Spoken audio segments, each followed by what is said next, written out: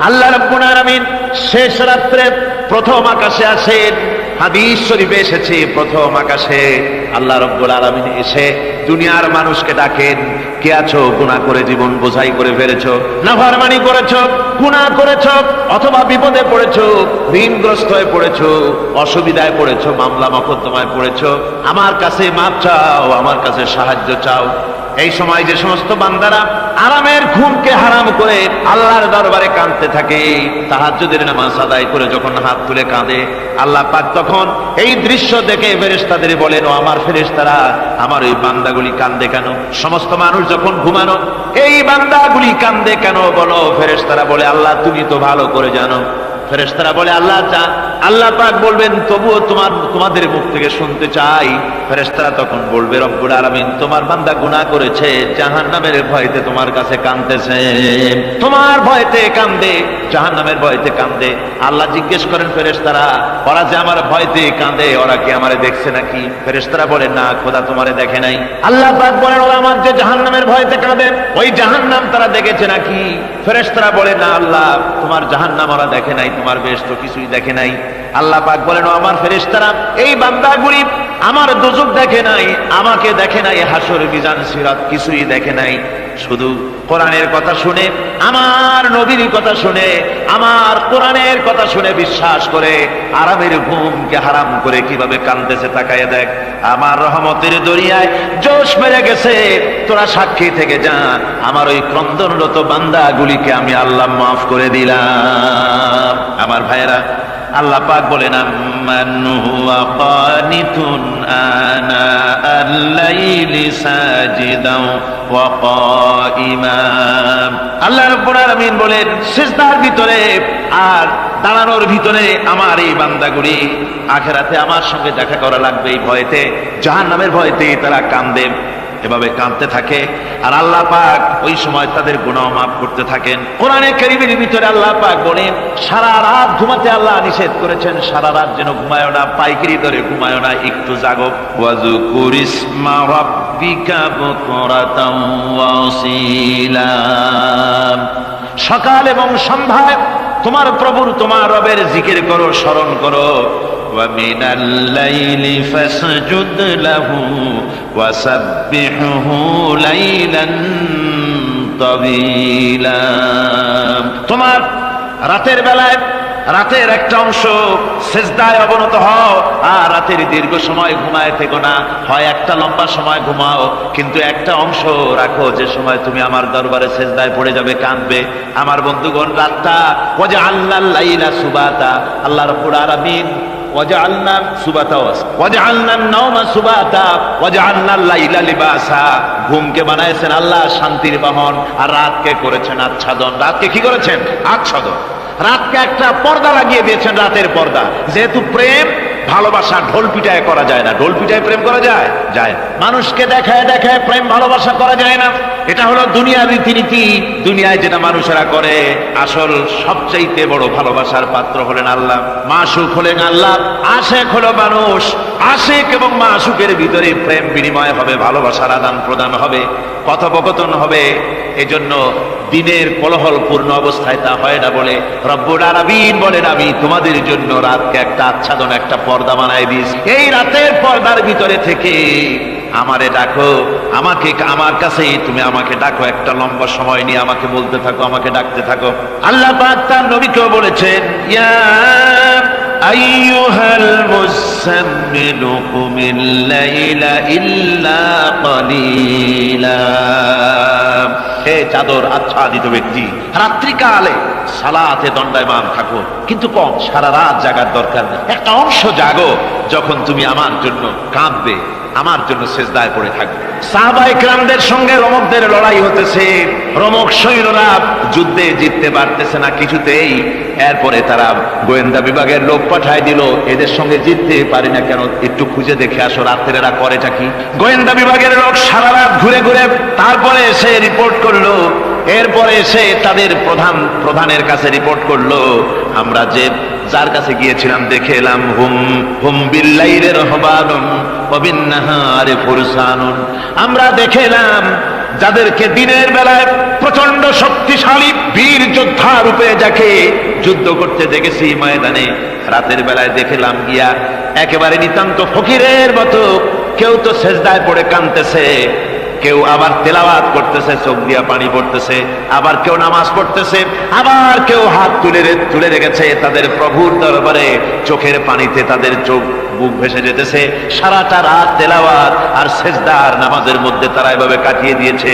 সেনাপতি এই রিপোর্ট শোনার পরে বললেন, ও গোয়েন্দা বিভাগের লোকেরা, আমার রোমক সৈন্যরা শোনো, যে জাতির নৈতিক মান এত উচ্চে, ওই জাতির সঙ্গে যুদ্ধ করা মানে আমাদের আত্মহত্যা করার শামিল।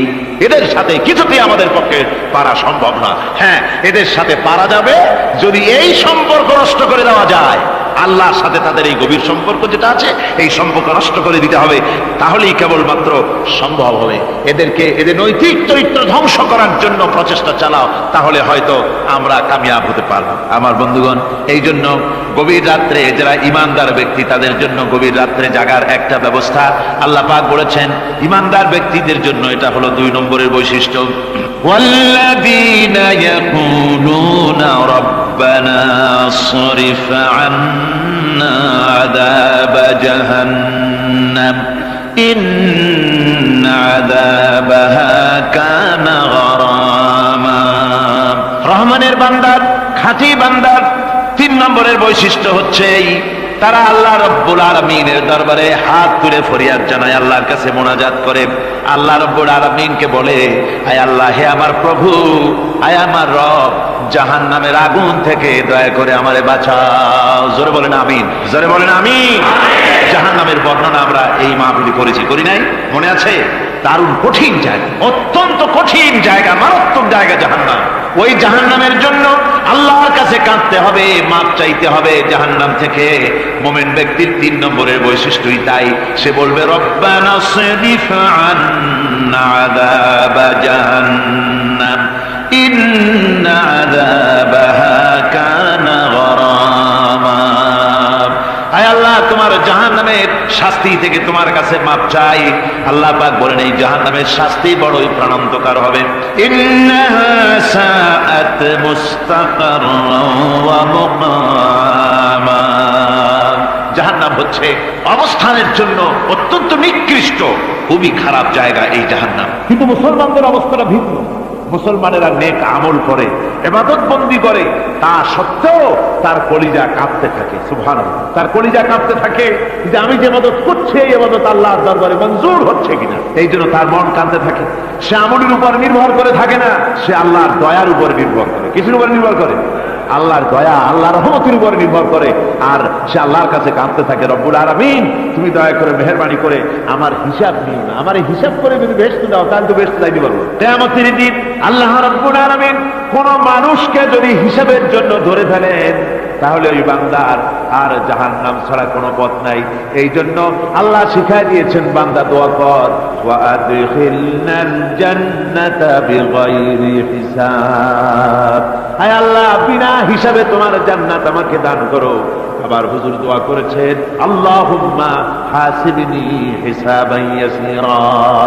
আয় আল্লাহ, তুমি আমার সহজ হিসাব নাও। পড়েন, আল্লাহুম্মা হাসিবনি হিসাবান ইয়াসীরা। হিসাবে ইয়াসীর, সহজ হিসাব। আয় আল্লাহ, তুমি আমার সহজ হিসাব নাও। এই হাদিসের ব্যাখ্যা এসেছে সহজ হিসাব কি? ব্যাখ্যা এসেছে সহজ হিসাবটা হচ্ছে আল্লাহ রাব্বুল আলামিন কিয়ামতের ময়দানে তার কোন বান্দাকে যদি রহমত করতে চান, কোন বান্দার প্রতি যদি দয়া করতে চান, কাউকে যদি ক্ষমা করতে চান, তাহলে আল্লাহ রাব্বুল আলামিন তাকে একটা পর্দার আড়ালে রেখে দিবেন। একটি পর্দার আড়ালে রেখে নিয়ে আল্লাহ পাক জিজ্ঞেস করবেন, বান্দা তুই কি এই গুনাহগুলি করেছিলি নাকি? এই সব গুনাহ করেছিস নাকি? আল্লাহ জিজ্ঞেস করবেন বান্দাকে, অবস্থাটা কেমন হবে চিন্তা করেন, বান্দা এইগুলি করেছিস নাকি? বান্দা ভয়তে থরথর করে কাঁপতে থাকবে, কলিজা ভয়তে কাঁপতে থাকবে, অস্থির হয়ে যাবে। সে স্বীকার করবে, রব্বুল আলামিন, তুমি যা বলেছো, আমি সব অন্যায় আমার দ্বারা হয়েছে, আমি বুঝতে পারি নাই, আমাকে মাফ করে দাও। রব্বুল আলামিন বান্দাকে বলবেন, যা বান্দা, আমি তোকে মাফ করে দিলাম, আমার জান্নাতে চলে যা। সুবহানাল্লাহ, সুবহানাল্লাহ। সুতরাং জাহান্নামের শাস্তি থেকে সব সময়ের জন্য আল্লাহর কাছে মাপ চাইতে হবে। والذين إذا أنفقوا لم يسرفوا ولم يقتروا وكان بين ذلك قواما। রহমানের প্রকৃত খাঁটি বান্দা তারা, যারা নাকি যখন খরচ করে খরচের সময় বেহুদা খরচ করে না, আবার খরচের ভিতরে কার্পণ্যতাও তারা করে না। ওয়াকানা বাইনা যালিকা কাওয়ামা, এই দুইয়ের মাঝে তারা ভারসাম্য রক্ষা করে, মধ্যমনীতি অবলম্বন করে চলে। তার মানে হলো পয়সা আছে বলি এই পয়সা দিয়ে তারা মদ খায় না, জুয়া খেলে না, বিনা বাজার ইত্যাদি শয়তানি বদমাশি সিনেমা হল ইত্যাদি বানায়া পাপের বোঝা বাড়ায় না। তারা অতিরিক্ত কোনো খরচ করেন, আবার অর্থ পূজারী ব্যক্তির মতো কার্পণ্যতাও তারা করেন। দুইয়ের মাঝে তারা ভারসাম্য রক্ষা করে। এক শ্রেণীর লোক আছে মাল শুধু জমায়, খরচ টরচ করে না। কোরআন শরীফে বলা হয়েছে আল্লাযী জামা মালান ওয়া আদ্দাদা, মাল জমা করে আর গুনতে থাকে, মাঝে মধ্যে আবার টেলিফোন করে, হ্যালো সোনালী ব্যাংকের ম্যানেজার সাহেব নাকি, বলে হ্যাঁ দেখুন তো আমার আমলনামাটায় কত আছে। এখন হিসাব টিসাব করে আর তাড়াতাড়ি, এখন তার আমলনামা দেখতে সময় লাগে না, তাড়াতাড়ি দেখা যায়। আগে যেমন ব্যাংকে গিয়ে যদি জানতে কেউ চাইতো যে আমার ডেবিট কত, ক্রেডিট কত, ব্যালেন্স কত ইত্যাদি জানতে চাইলে তাকে একেবারে সেই লেজার খোলা লাগে, বিরাট বিরাট বই, বড় বড় কিতাব যা গরুর গাড়ি দিয়ে টানা লাগে, এত বিশাল বিশাল বই ছিল। এখন সেগুলি সংক্ষিপ্ত হয়ে একেবারে কম্পিউটারের মধ্যে ঢুকানো হয়েছে। কম্পিউটারের ভেতরে রয়েছে একটা ছোট্ট যন্ত্র যার নাম হলো মাইক্রোচিপস, একেবারে এতটুকু ছোট্ট মাইক্রোচিপ। এই মাইক্রোচিপসের ভেতরে হাজার হাজার ক্লায়েন্টসদের ডেবিট ক্রেডিট, তাদের ট্রানজেকশন, তাদের ব্যালেন্স সবকিছু রয়ে গেছে। আপনি যখনই জিজ্ঞেস করবেন সে বাটন একটা দাবালো আর সাথে সাথে স্ক্রিনে এসে গেল আপনার নাম কি, বাপের নাম কি, দাদার নাম কি, কত টাকা জমা করছিলেন, কোন কোন তারিখ উঠাইছেন, হাতে কত নিছেন কত, 14 গোষ্ঠীর ইতিহাস একটা চাপে চলে আসে। তো আমি মানুষকে এভাবে বলি যে এই বুদ্ধিটা যিনি দিলেন, লোকেরা বলে তো কয় যে কিয়ামতের দিন আল্লাহ নাকি আমলনামা দিবে মানুষের সামনে হাজির করিয়া, ইমানদারের সামনের থেকে ডান হাতে, বেঈমানের পিছন থেকে কোন হাতে, বাঁ হাতে। এখন ওই আমলনামা সারা জীবনে যত কথা বলছি, যত কাজ করছি সব তাতে লেখা থাকবে। তাহলে সেটা তো বিশাল একটা বই হবে, তো আমরা হাতে করে ধরবই বা কেমনে, আর ওটা হবেই বা কেমনে, আর ওটা পড়বই বা কেমনে। এখন তো বুঝতে সহজ হয়েছে কেমনে পড়বেন। মানুষের মাথায় যদি এই বুদ্ধি আসে, একটা ছোট্ট মাইক্রোচিপসের ভেতরে যদি হাজার হাজার ক্লায়েন্টসদের কোটি কোটি শত শত সহস্র কোটি একটা মাইক্রোচিপসের ভিতরে ঢুকানো যায়, তাহলে এই বুদ্ধি যিনি দিলেন তিনি বুঝি এর চাইতেও ছোট্ট বইয়ের মধ্যে আপনার আমলনামা উঠিয়ে দিতে পারবেন নাকি? যারা বলেন পারবে কিনা? নিশ্চয়ই পারবেন, হাজার বার পারবেন বন্ধুগণ। সুতরাং এরা মাল জমা করে আর গনে, জিজ্ঞেস করে ম্যানেজার সাহেব কত হয়েছে, বলে যে এত লক্ষ এত। তখন আবার চিন্তা হয় যে আরো কত টাকা জমাইতে পারলে কোটি হয়, তারপরে আরো 200 কোটি হয়, এভাবে তারা জমাইতে থাকে, খরচ করে। তো এ ব্যাপারে সন্তানের জন্য, সন্তানদের জন্য খরচ যেটা লাগে সেটা স্ত্রী পুত্র সন্তান আত্মীয় স্বজন যেটা আছে, যা তাদের জন্য যে পরিমাণ খরচ করা লাগে তা যদি না করে তাহলে এটা হচ্ছে বখিলি। আর খরচ করতে গিয়ে যদি বেশি করে তাহলে সেটা হচ্ছে বেহুদা খরচ। এখন এই বেহুদা খরচ থেকে আমাদেরকে বাঁচতে বলা হয়েছে। বিষয়টা হচ্ছে নিজের আত্মীয় স্বজন সন্তান সন্ততির জন্য খরচ করতে হবে যা লাগে তাই। আর আল্লাহর রাস্তায় যখন দেওয়ার কথা আসে তখন প্রাণ খুলে দান করতে হবে। দেখেন লোকেরা যখন আল্লাহর রাস্তায় দান করতে বলা হয় পকেটের মধ্যে হাত দিয়ে তারপর আঙ্গুল অনেক সময় কষাকষি করে। একজনে জিজ্ঞেস করলাম মিয়া পয়সা দিবাতে এত পকেটে হাত রাখিয়া বাইরে করো না মোটে, কয় যে ঘষে দেখতেছি শিখি না 10 পাই। তাহলে এইভাবে আল্লাহর রাস্তায় দেওয়ার সময় এই যে কার্পণ্যতা, এই কার্পণ্যতা মানুষকে তাকে শেষ করে দেয়, তার ঈমানকে নষ্ট করে দেয়। আর পয়সা আছে বলে বেশি খরচ করতে হবে, যেমন বিবাহে লোকেরা খরচ করে আমাদের দেশে, কোরবানি করতে গিয়ে খরচ করে। হ্যাঁ কোরবানি করবেন, আপনি ভালো একটা কোরবানি করবেন, আপনার পয়সা যেমন আছেন তেমন, কিন্তু 50,000 টাকা দাম দিয়ে একটা গরু কিনা সেই গরুর গলায় মালা দিয়া এরপরে সারা শহরে প্রদর্শনী করতে হবে, এর কোনো যুক্তি নাই। আছে কোনো যুক্তি? যদি তা হয় তাহলে ওই গরু যিনি কেনেন তার গলায় মালায় দিয়ে দুজনে একসাথেই ঘুরানো দরকার, বুঝলেন? আমার বন্ধুগণ, আপনি কোরবানি করবেন, কোরবানি আপনার 10,000 টাকায় হয়ে যেতে পারে, 15,000 টাকায় হয়ে যেতে পারে, বাকি টাকাগুলি আল্লাহর রাস্তায় খয়রাত করে দেন। কত গরিব আত্মীয় আছে তাদের দিয়ে দেন, 50,000 টাকা দিয়ে বিরাট বাজারের সেরা গরু খরিদ করে কোরবানি দিচ্ছেন। অর্থটা কি? মানুষকে দেখাচ্ছেন আল্লাহর দরবারের গোশত যাবে না, চামড়া যাবে না, রক্ত যাবে না, যাবে আপনার নিয়ত। কি যাবে? নিয়ত। সুতরাং আল্লাহ রাস্তায় যখন খরচ করবেন, সেই খরচ করার ব্যাপারে তখনও নিয়তটা দেখতে হবে। হালাল পথে খরচ করতে গেলেও নিয়তটা দেখতে হবে, এবং তখনও বেহুদা খরচ করা যাবে না। বিবাহে যেভাবে খরচ আজকাল করে মানুষেরা, হুজুর সাল্লাল্লাহু আলাইহি ওয়াসাল্লাম বলেছেন যে বিবাহে যত খরচ কম সেই বিবাহ তত বরকতপূর্ণ। আর আমরা মনে করি বিবাহে যত বেশি খরচ বাড়ানো যায় ততই এটা বেশি শানদার হবে। উল্টা চিন্তা করি। আল্লাহ রাব্বুল আলামিন এরপরে বলছেন, والذين لا يدعون مع الله إلها آخر ولا يقتلون النفس التي حرم الله إلا بالحق ولا يزنون ومن يفعل ذلك يلقى أثاما। আর রহমানের খাঁটি বান্দা যারা, তাদের পঞ্চম নম্বরের বৈশিষ্ট্য হচ্ছে যে তারা আল্লাহর সাথে, আল্লাহকে বাদ দিয়ে অন্য কাউকে ইলাহ বলে, মাবুদ বলে ডাকে না। এ ব্যাপারেও ব্যাখ্যা আমরা এই মাহফিলে দিয়েছি, মনে আছে না আপনাদের? আল্লাহ ছাড়া অন্য কাউকে ইলাহ বলে ডাকা যাবে না। ওয়ালা ইয়াকতুলুনা আন-নাফসাল্লাতী হারামাল্লাহু ইল্লা বিল হক। আর আল্লাহ যে সমস্ত প্রাণকে, আর ওই লোকেরা যারা নাকি আল্লাহ ছাড়া, ইমান রহমানের বান্দা যারা, তারা একদিকে তো আল্লাহ ছাড়া অন্য কাউকে ডাকে না, মাবুদ বলে স্বীকার করে না, অন্যদিকে আল্লাহর হারাম করা প্রাণগুলিকে তারা ধ্বংস করে না। অর্থাৎ আল্লাহ যাদেরকে হত্যা করতে নিষেধ করেছেন, প্রাণীদেরকে হত্যা করতে, মানুষ হত্যা করতে নিষেধ করেছেন, আল্লাহর নিষেধ, আল্লাহ যেগুলি জায়েজ করেছেন সেগুলি বাদ দিয়ে হত্যা করা, এগুলি তারা করে না। ওয়ালা ইয়াজনুন, আর তারা জেনা ব্যভিচারেও লিপ্ত হয় না। এটা হচ্ছে যে এই সমস্ত লোকগুলি তারা গুনাহ থেকে মুক্ত থাকতে চেষ্টা করে। তারা আল্লাহ ছাড়া আর কাউকে রব বলে ডাকে না, ইলাহ বলে ডাকে না, মাবুদ বলে ডাকে না। হযরত ইবনে মাসউদ রাদিয়াল্লাহু তাআলা আনহু বলেছেন, তিনি রাসূল পাক সাল্লাল্লাহু আলাইহি ওয়াসাল্লামের কাছে জিজ্ঞেস করেছিলেন, হে রাসূল, সবচাইতে বড় গুনাহ কি? হুজুর বলেছেন সবচাইতে বড় গুনাহ তিনটা। সবচেয়ে বড় গুনাহটা কয়টা? রাসূল পাক সাল্লাল্লাহু আলাইহি ওয়াসাল্লাম বলেছেন সবচাইতে বড় গুনাহ হচ্ছে তিনটি। একটি হচ্ছে, তুমি যদি কাউকে আল্লাহর সমতুল্য প্রতিদ্বন্দ্বী বানিয়ে যদি তার কাছে কিছু চাও, তাহলে এটা সবচেয়ে বড় গুনাহ। সন্তান দিতে পারেন আল্লাহ, তোমাকে রোগ মুক্ত করতে পারেন আল্লাহ, আল্লাহ যা করতে পারেন এই সব বিষয়গুলি যদি মানুষের কাছে চাও, তাহলে তুমি আল্লাহর জায়গায় তাকে বসালে, এটা সবচেয়ে বড় গুনাহ। আর 2 নম্বরের গুনাহ হচ্ছে, নিজের সন্তান তোমার খাবার খাবে, তোমার খাবারে সন্তান ভাগ বসাবে, এই ভয়তে সন্তানকে হত্যা করা, এটাও বিরাট পাপ। আর 3 নম্বরে হচ্ছে প্রতিবেশীর স্ত্রীর সঙ্গে জেনা করা, এটা হলো আরেকটি। মোট 3টি গুনাহ বলেছেন রাসূলুল্লাহ, সবচাইতে মারাত্মক গুনাহ। তার মধ্যে এই গুনাহগুলি তো আমাদের সমাজে চালু আছে। একদিকে সমাজের ভেতরে রয়েছে আল্লাহ ছাড়া মানুষের কাছে, মাজারের কাছে গিয়া, কবরের কাছে গিয়া, কবরওয়ালার কাছে চাওয়ার এই রেওয়াজ চালু আছে। এই রেওয়াজ কি চট্টগ্রামে কমেছে না বেড়েছে? কমেছে। জোরে কোন আলহামদুলিল্লাহ। কমে গিয়েছে, আগের তুলনায় বহুত কমেছে। যারা এই মাজারকে নিয়ে ব্যবসা করে, তারা অনেকে বলেছেন যে আমাদের ইনকাম আগে যা ছিল তার থেকে 4 আনায় নেমে গিয়েছে, 12 আনায় শেষ। জোরে কোন আলহামদুলিল্লাহ। জোরে বলেন আলহামদুলিল্লাহ। এই মাজার পূজা থেকে বাঁচতে হবে। 2 নম্বরে রয়েছে, সমাজের ভিতরে চালু আছে এই যে সন্তান হত্যা করা, এই হত্যা করার এক রেওয়াজ চালু আছে। এরপরে রয়েছে এমনি মানুষকে হত্যা করা।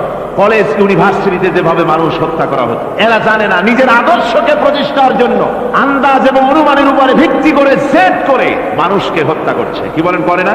আল্লাহ রাব্বুল আলামিন বলেন, ওয়ামাইয়াকুতুল মুমিনান মুতাআম্মিদান ফাজাযাউহু জাহান্নাম খালিদিনা ফিহা আবাদান। আল্লাহ রাব্বুল আলামিন বলেন, মুমিন বান্দা কি, কেউ যদি ইচ্ছে করে কাউকে হত্যা করে, তাহলে তার জায়গা হবে জাহান্নাম, তার আর কোনো শাস্তি নাই, একমাত্র জাহান্নামই হবে তার শাস্তি, চিরকাল জাহান্নামের ভিতরে থাকতে হবে। জোরে বলেন নাউজুবিল্লাহ। আজকে কলেজের মধ্যে, ইউনিভার্সিটিতে অনবরত আমরা হত্যাকাণ্ডের খবর শুনতে পাচ্ছি, সমানে হত্যা হচ্ছে। এই যে সন্ত্রাস এবং হত্যা যা হচ্ছে কলেজ ইউনিভার্সিটিতে, আপনারা আমাকে বলেন অনুরূপ হারে মাদ্রাসায় এই ধরনের সন্ত্রাস হচ্ছে? এত আস্তে জবাব দিলেন তাহলে বোধহয় হচ্ছে দেশে। মাদ্রাসায় সন্ত্রাসের কারণে, কোন টাইটেল মাদ্রাসা, ফাজেল মাদ্রাসা সন্ত্রাসের কারণে বন্ধ হয়েছে এমন কোন নজির আপনারা পেয়েছেন?